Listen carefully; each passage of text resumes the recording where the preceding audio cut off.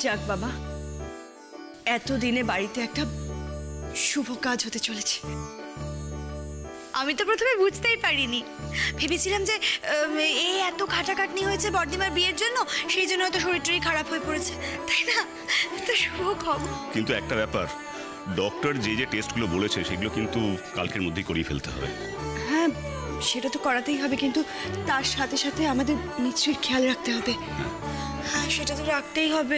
সত্যি বাবা, এরকম একটা সময় দেখ, বর্দিমা আমাদের বাড়িতে থাকবে না, বাড়ি ছেড়ে চলে যাচ্ছে। আমাদের কিন্তু ভালো করে মিস্ত্রির খেয়াল রাখতে হবে। হ্যাঁ, একদম ঠিকঠাক করে। তোরা সবাই এখানে আছিস, ভালোই হলো।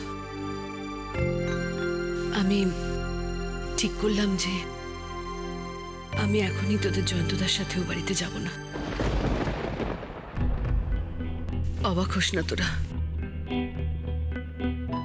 মা মরা মেয়েটা এরকম অবস্থা, ওকে এভাবে ফেলে রেখে কি করে যাই বলতো? না না দিদি ভাই, এটা তো আপনি বলছেন, কিন্তু জয়ন্তদা কি এটা মেনে নেবে? দেখো দিদি, ও বাড়িতে মাসিমণি তোমাকে বরণ করবে বলে সবকিছু তৈরি করে রেখেছে, আর এখন যদি তুমি যেতে অস্বীকার করো তাহলে তো। তোমাদের বর্দিমা ভুল কিছু বলেনি, যা বলেছে ঠিক বলেছে। কারণ দেখো, মাসিমণি আমাদের আজ বরণ না করলেও পরে কোনো একদিন বরণ করে নেবেন, কিন্তু মিছরিকে এই অবস্থায় ফেলে চলে যাওয়াটা মোটেই ঠিক হবে না। কাজেই সর্বনী যা বলেছে ঠিকই বলেছে। আমি একটা কথা বুঝতে পারছি না, আমরা এতগুলো বোন রয়েছে কি করতে? আমরা সবাই মিলে পারবো না মিস্ত্রির দেখভাল করতে? তাহলে বর্দিমা আমাদের এতদিন ধরে কি শিখিয়েছে বলুন তো? আমি পারবো না, আমার স্কুল খুলে এক্সামের চাপ আছে। তোর থেকে আমরা সেটা এক্সপেক্ট করি না, তোর বাড়িতে থাকা না থাকা সমান।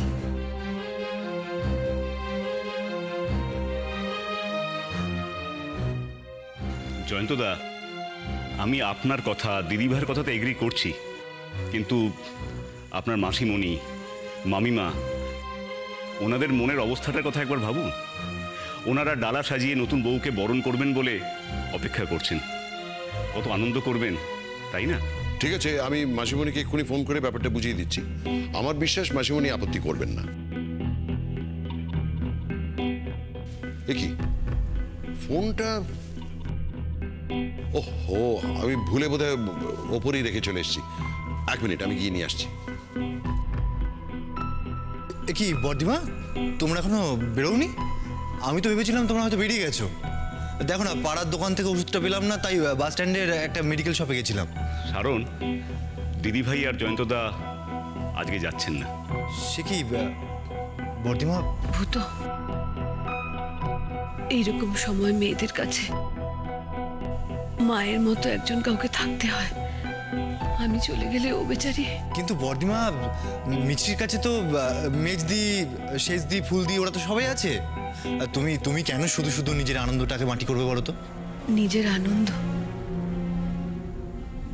শুধু নিজের ঘর বসালেই বুঝি আনন্দ হয়?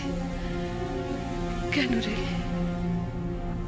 এতগুলো বছর তোদের সবাইকে নিয়ে আমি আনন্দে কাটাইনি বল?